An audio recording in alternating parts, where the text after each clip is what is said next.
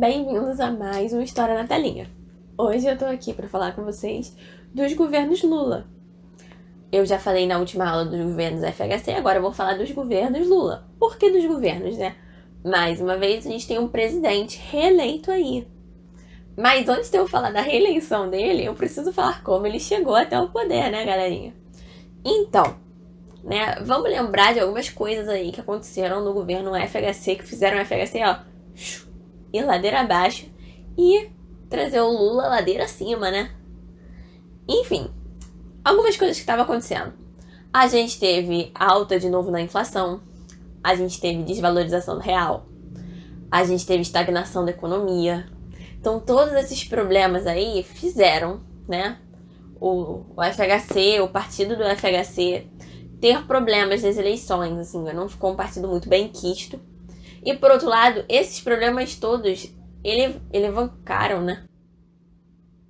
Enfim, né? Eles trouxeram o Lula pra luz e pra ser um possível presidente mesmo. Ele já tinha sido candidato aí desde 1989, ou seja, desde a primeira eleição do período de redemocratização, né? O cara já estava na política.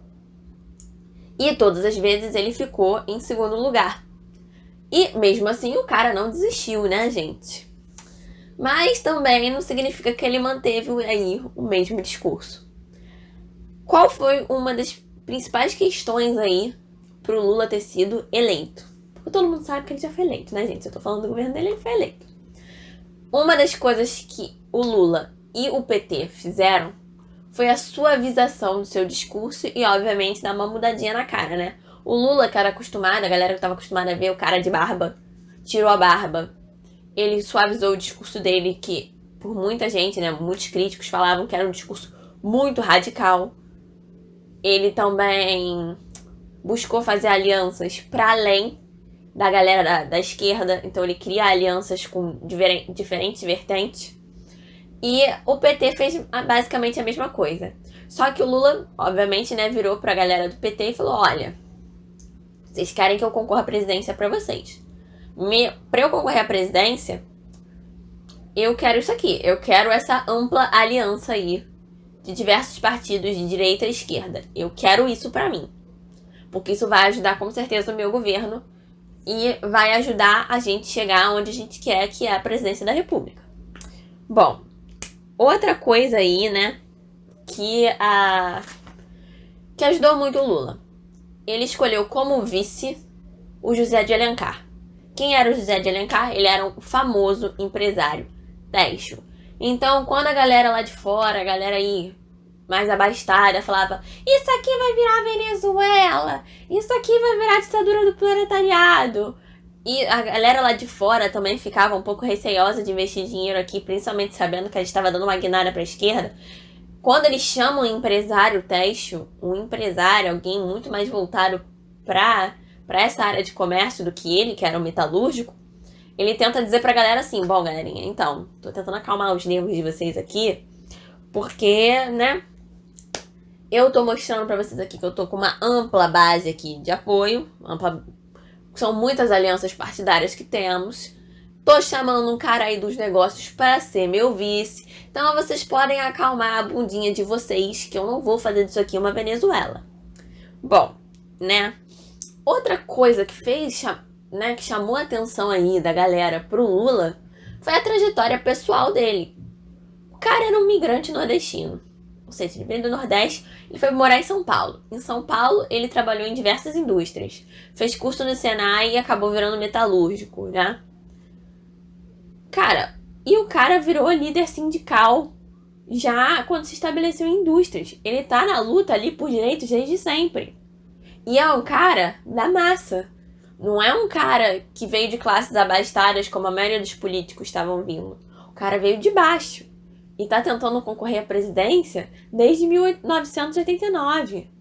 E não desistiu. Então um cara que não desistiu da presidência do Brasil, tu acha que ele vai desistir do nosso país? Um cara que veio do nada e chegar à presidência do país pode gerar muita influência? Com certeza, gente. Com certeza. Bom, vamos lá. Corrida eleitoral. Ele estava concorrendo com o José Serra. O José Serra nada mais era do que o ex-ministro da Saúde do governo FHC. Vamos lembrar que na última aula eu falei do governo FHC e das medidas positivas que a gente teve no quesito de saúde, no âmbito de saúde. Então o José Serra não estava mal visto como o resto do governo FHC. Mas mesmo assim, ele perdeu pro Lula. O Lula ganhou com mais de 61% dos votos. E uma coisa que eu chamo a atenção aqui, gente. O PT não era o partido com maioria no parlamento, né? Mas, contudo, entretanto, a vitória do Lula fez do PT a maior bancada na Câmara dos Deputados. Então, assim, eles podiam não ser maioria, mas a gente tem a Câmara dos Deputados. Então, amor, tamo aí, né? E a gente tem o presidente. Temos o presidente. Se temos o presidente, temos muita coisa, então, né? E aí, Lula assume aí a questão, né? Assume o governo. Ele assume o governo, como eu já falei, cheio de problemas gerados pelo governo FHC, né? Então a gente tem a estagnação da economia, a gente tem desvalorização do real, volta aí com sinais muito tímidos, alta da inflação, a gente tem uma enorme dívida pública, a gente tem dívida externa, a gente tem tudo, né? Tudo. E aí, o Lula faz o seguinte, ele olha para aquela ampla base de apoio que ele tinha e fala: ok, vamos começar aí um governo meio Dom Pedro II, sabe? Vamos tentar conciliar as coisas aqui, meio conciliador. E ele chama ninguém mais, ninguém menos que o Henrique Meirelles, que era um grande nome, assim, era um nome absurdo dentro do grande capital, porque ele era ex-presidente de um banco norte-americano e agora, né, ele era deputado pelo PSDB. E ele chama o Henrique Meirelles e fala: olha só, tu tem experiência em administrar banco, não tem? A Henrique Meirelles fala: tenho. Ele: então veja só, você vem administrar o Banco Central. Eu te indico para ser o presidente do Banco Central, porque eu preciso da sua experiência, né, para me ajudar a melhorar o país. E o Henrique Meirelles aceita.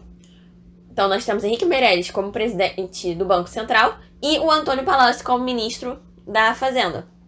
Os dois juntos desenvolvem aí uma política econômica bem ortodoxa. Basicamente, o que eles fazem é, eles vão manter as políticas econômicas liberais do governo anterior do FHC, com algumas mudanças, obviamente, porque eles já viram que estava dando certo e que não estava dando certo. O que eles mantêm? Eles mantêm aí uma política monetária ortodoxa, buscando aí revalorizar o real. Eles mantêm, obviamente, a lógica do equilíbrio fiscal. Não posso gastar mais do que eu tenho, né? Pra gente não ficar mais em dívida. E mantiveram as altas taxas de juros em produtos, em geral, em empréstimos, tudo mais. Mas vale ressaltar que essas taxas, mesmo sendo altas, elas eram menores do que a do governo FHC. Bom, tudo isso foi feito para controlar a nossa querida e famosa inflação. Quando o Lula chegou no poder, a inflação estava em mais de 12%. No final do primeiro mandato dele, ela já estava em 3%. Então ele conseguiu, né, controlar a inflação. Ele não, né? O Henrique Meirelles, o Antônio Palocci e o resto das equipes, né, conseguiram controlar a inflação. Isso foi no final do primeiro mandato dele, estava com 3,14%, se eu não me engano. Já no final do segundo mandato, a gente tem aí a inflação com 5,9%, mas mesmo assim, gente, reduziu muito, de 12 para 5,9%.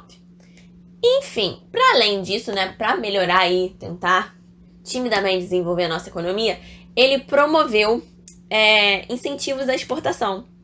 Vamos exportar, vamos exportar, vamos exportar. Oi, China, vi que você está interessada em soja. A gente tem soja de montão aqui para vender. O que você acha? A gente te vende isso, te vende ferro. E aí, o que você acha? Aí eu acho jogo e eu acho que você vai achar jogo também. E a gente começa a exportar commodities.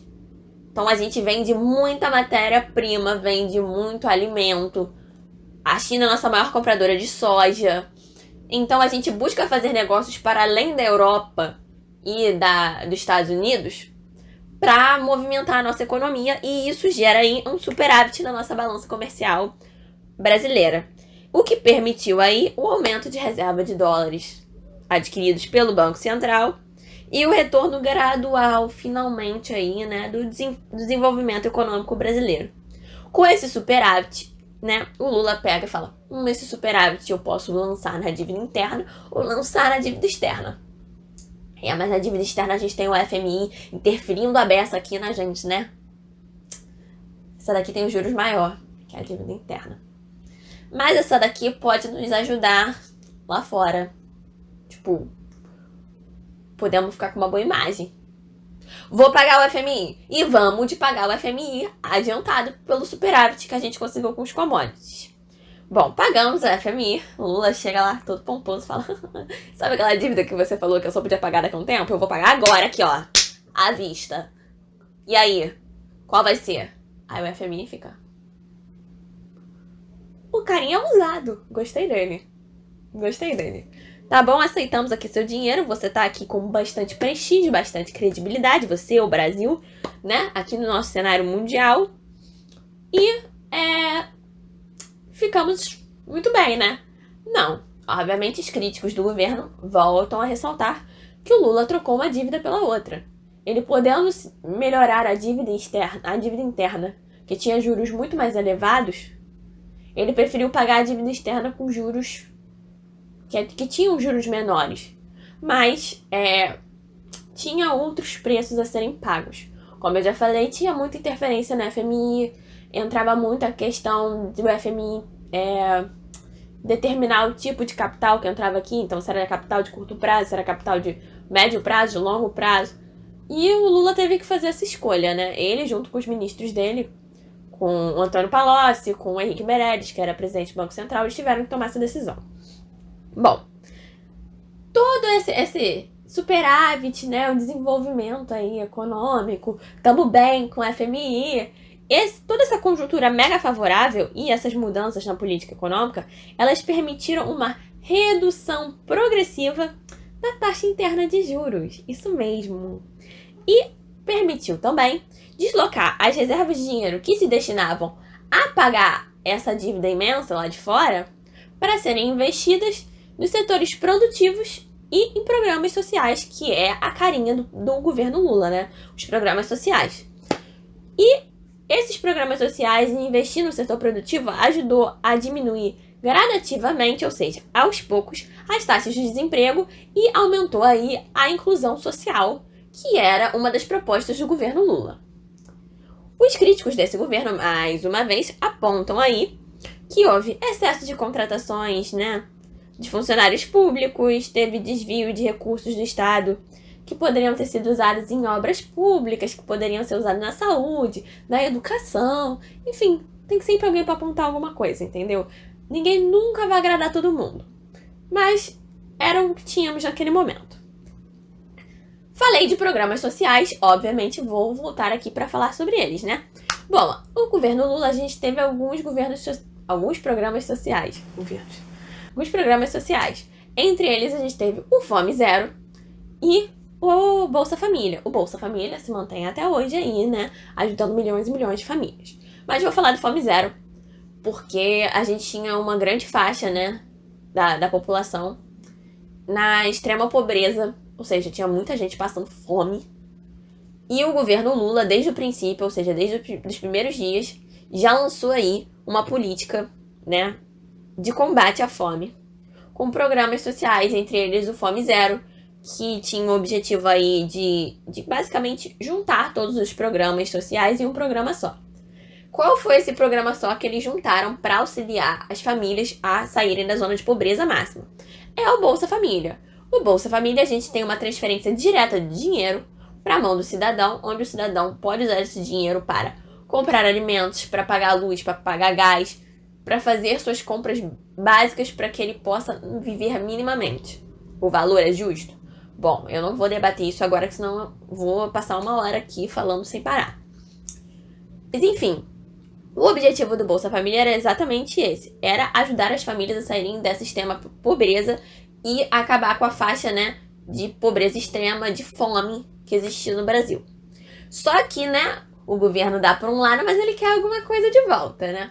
Então, para todas as famílias, né, as mais de 11 milhões de famílias que foram ajudadas com Bolsa Família, era o seguinte: A gente tá te dando dinheiro, mas a gente exige que para você receber esse dinheiro, seu filho tem que estar matriculado numa escola pública e seu filho tem que estar com a cartela de vacinação em dia. O seu filho ou os seus filhos. Porque quanto mais filhos você tem, mais dinheiro você ganha no Bolsa Família.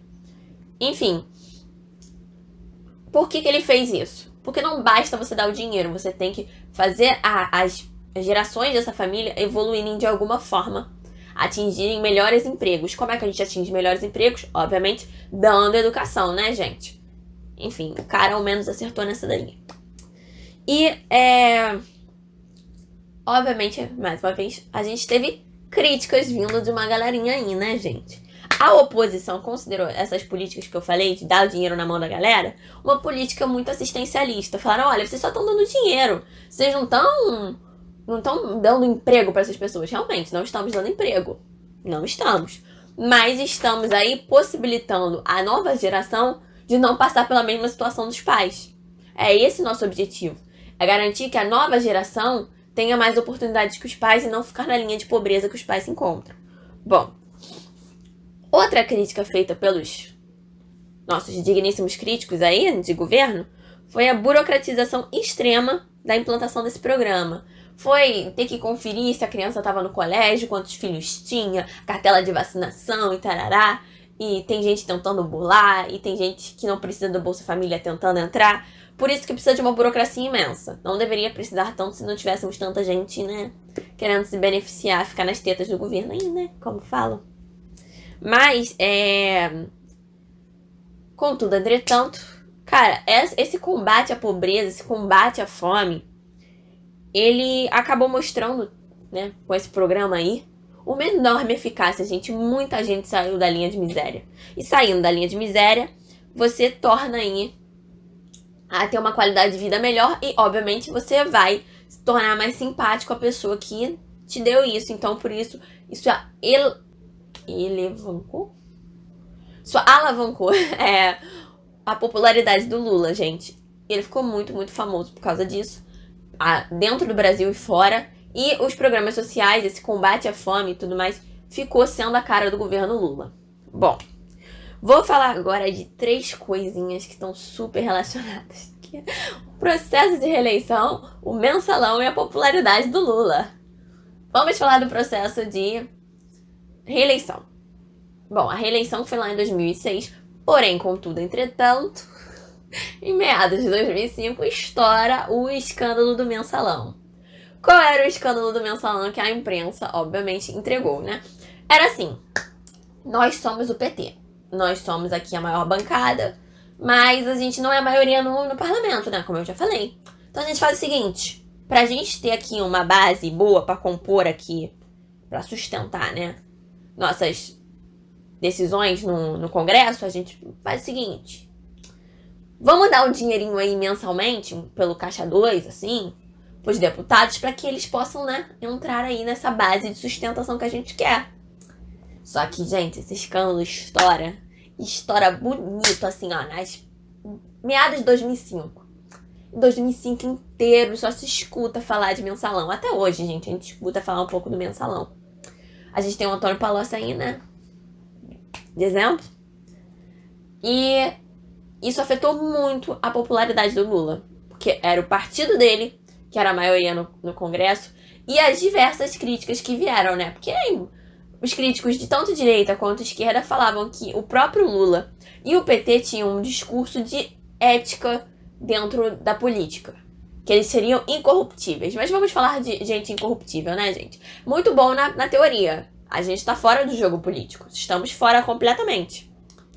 Acho ótimo. Sou completamente contra a corrupção. Mas vocês têm que entender que, para além de pessoas corruptas, o jogo político também é corrupto. O jogo político existe antes desses políticos.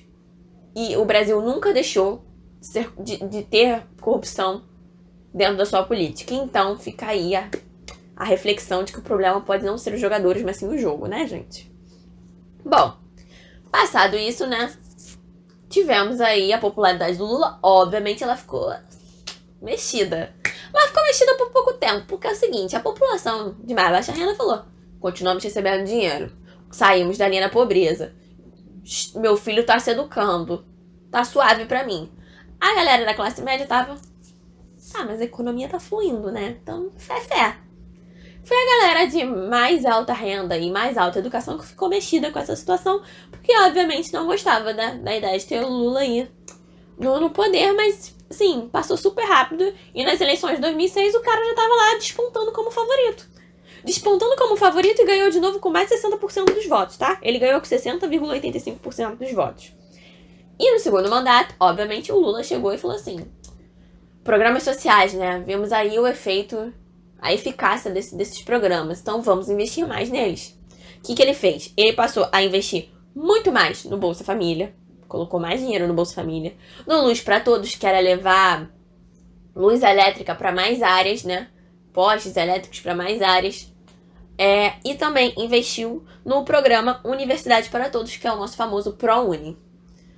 Vocês que estão aqui no nosso canal, que vão prestar vestibular, devem saber do ProUni, porque é um programa do governo que dá bolsas de até 100% para alunos de baixa renda participarem aí, entrarem em universidades privadas. O governo paga para você e depois você paga depois para o governo, obviamente. Nós também temos o FIES, mês que vem mais para frente. O que vale aqui é, o cara entendeu que a partir de você dar dinheiro diretamente pro povo, né? E o povo poder tomar as decisões, dá uma ajuda braba. Você fazer o povo, ao tomar essas decisões, manter o filho no colégio, tem eficácia. E esse filho chegando no colégio pode atingir a universidade a partir do ProUni, você melhora muito a qualidade de vida dessas pessoas. Os filhos dessas pessoas que receberam Bolsa Família e conseguiram atingir, né, chegar até a universidade pelo ProUni e se formarem, cara, a qualidade de vida dessas pessoas é outra. Completamente outra. Vocês podem procurar pessoas que fizeram faculdade nessa época, né? Ou que cresceram nessa época. Eu, quando o Lula assumiu, eu estava no meu Jardim 2, então, né? Complicado. Mas quando ele acabou o mandato dele, eu já estava no colégio, já estava no meu 7º ano, então já tinha mais ou menos uma noção das coisas. Mas enfim, né? Para além desses programas aí, de programas sociais, o Lula foi e desenvolveu o PAC. Né? O que era o PAC? Era um programa de aceleração do crescimento. E ele era muito voltado para melhorar a infraestrutura do país. Então era melhorar portos, melhorar estradas, melhorar a urbanização. E tudo isso foi feito com inúmeras obras, tanto patrocinadas pelo governo quanto pela iniciativa privada, porque obviamente os dois tinham interesses ali em melhorar a infraestrutura do país. Bom, até então, a gente estava tendo uma perspectiva aí de crescimento moderada, temos um superávit com commodities e tal. Estamos crescendo, caminhando, cantando a canção, crescendo. Em 2007, descobrimos um novo tipo de petróleo, que é o pré-sal. E ele ficou ali na Bacia de Santos, né? Foi onde foi o primeiro lugar que foi descoberto, que fica entre os estados do Rio de Janeiro e Santa Catarina. Descobrimos ali, obviamente, pertinho de São Paulo, né? Um novo tipo de petróleo. Esse pré-sal poderia nos fazer um dos maiores produtores de petróleo do mundo. A quantidade de pré-sal que tem embaixo do Brasil, né? Desse tipo de petróleo, é absurda. Então pode nos fazer muito, muito ricos. Então, quando a gente despontou com esse petróleo, ganhamos mais dinheiro. Mais superávit, né, gente? E isso não foi a única coisa que o governo Lula, né, conseguiu se beneficiar. Vamos falar agora do investimento dele em políticas externas. É a última coisa que eu vou falar com vocês, né? O Lula, ele buscou melhorar o prestígio do Brasil, porque a gente não estava muito bem quisto, né, galera? A gente estava devendo dinheiro, a gente tinha acabado de sair de uma ditadura, né? Não estava muito bem. Então, o que o Lula fez? Ele falou, vou investir aqui em algumas coisas. O Lula entrou para um grupo chamado BRIC. Para quem não sabe, essas são as iniciais de potências emergentes do século XXI. Brasil, Rússia, Índia, China. E, por último, vai ficar o BRICS, que é a África do Sul. Bom, a África do Sul entrou um pouquinho mais para frente. Mas o que vale ressaltar é que, quando ele entrou nesse grupo, ele entrou na iniciativa de se tornar, sim, uma potência mundial. Queremos, sim, chegar ao nível pique Estados Unidos e além. Queremos bater tete a tete com a Europa. Queremos. E para isso ele entrou em diversos fóruns internacionais de discussão e decisão. Entre esses fóruns, o Brasil e a Índia fundaram o G20. O G20, na real, foi liderado e fundado, como eu já falei, pela Índia e pelo Brasil, foi criada em 2003 e era para discutir aí, junto à Organização Mundial do Comércio, os interesses dos países emergentes que estavam surgindo aí, dos 20 emergentes, né? Que estavam despontando aí suas economias, estavam querendo ganhar espaço, obviamente, no mercado mundial. E outra coisa, né? Outra coisa que o Lula investiu na imagem do Brasil foi, investiu bem, inclusive, né? Foi que o Brasil passou a ser um dos participantes, né? Do G20 mesmo, daquele grupo das 20 maiores economias do mundo. O Brasil passou a ser um participante com grande relevância ali, nesse grupinho, que se reuniu desde 1999 e ganhou aí uma grande importância depois da crise financeira de 2008, quando a galera viu que a gente não se abalou tanto. Não nos abalamos. Desculpa, Estados Unidos, você não é mais nosso único comprador. Então, acho que a gente tá mais ok que vocês. A nossa capacidade de não ter se abalado tanto surpreendeu o mundo inteiro. Bom, por fim, que eu vou falar aqui é da consolidação do Mercosul. O governo intensificou aí as ações para consolidar o grupo, defendendo a integração da Venezuela ao Mercosul e negociando os benefícios de seus vizinhos aí menos envolvidos, como a Bolívia, como o Paraguai. Porém, contudo, entretanto, mais uma vez temos aí os críticos que reclamavam que a gente estava se associando a países ditatoriais, comunistas, pipipi, popopó, né? Temos essa galera que reclama sempre. Mas, gente, fiz o resumo do governo Lula. Temos as pessoas que gostam dele, temos as pessoas que não gostam dele, mas eu trouxe aqui para vocês os fatos e fica aí vocês, se vocês gostam do cara ou não, entendeu? Temos escândalo de corrupção? Temos escândalo de corrupção. Temos superávit? Temos superávit. Vocês escolhem aí o que vocês vão ver de bom, o que vocês vão ver de ruim. Como eu já falei, eu não podia opinar, porque eu era uma criança, né? No auge dos meus, 2010, tenho 22, no auge dos meus 12 anos, eu não tinha noção de política. Hoje a gente tem crianças politizadas, mas eu não era uma delas. Mas enfim, gente, eu espero que vocês tenham gostado da aulinha. É um tema polêmico, obviamente, mas eu sou a carinha da polêmica. E é isso, gente. Eu vejo vocês na próxima aula. Beijos.